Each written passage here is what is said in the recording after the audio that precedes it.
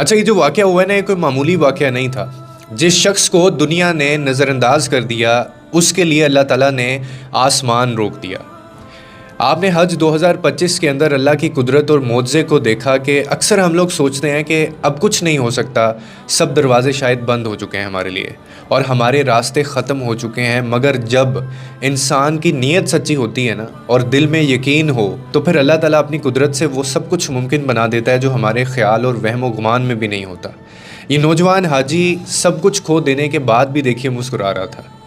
اللہ نے اس کے لیے وہ دروازے کھول دیے جنہیں دنیا کب کی بند کر چکی تھی اور بند سمجھ رہی تھی. جہاز بار بار خراب ہوتا، واپس آتا، اور تب تک وہ اڑا نہیں جب تک وہ یہ حاجی کو واپس سوار نہیں جب تک انہوں نے کر لیا.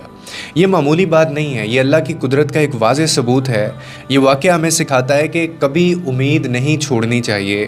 جب اللہ ساتھ ہو نا، تو دنیا کی کوئی طاقت آپ کا راستہ نہیں روک سکتی.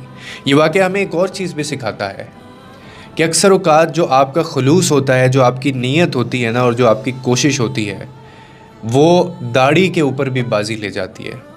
جیسے داڑھی کے اندر سارا دین شامل نہیں ہوتا، بلکہ اگر آپ کی نیت صاف ہے، آپ کو کوئی نہیں پتا کہ اللہ کن لوگوں کو محبوب رکھتا ہے. بظاہر اگر ہم اپیرنس پہ جائیں تو شاید ایک ایسا شخص جس کی زیادہ داڑھی ہو، جو 5 وقت کا نمازی ہو، جو روزے رکھتا ہو، اور وہ ہر وقت عبادت میں مشغول ہو، ہمارے نزدیک وہ حاجی ہے، ہمارے نزدیک وہ سب سے زیادہ قریب ہے اللہ کے.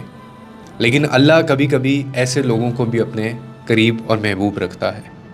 یہ کوئی عام واقعہ نہیں تھا، یہ معمولی بات نہیں تھی.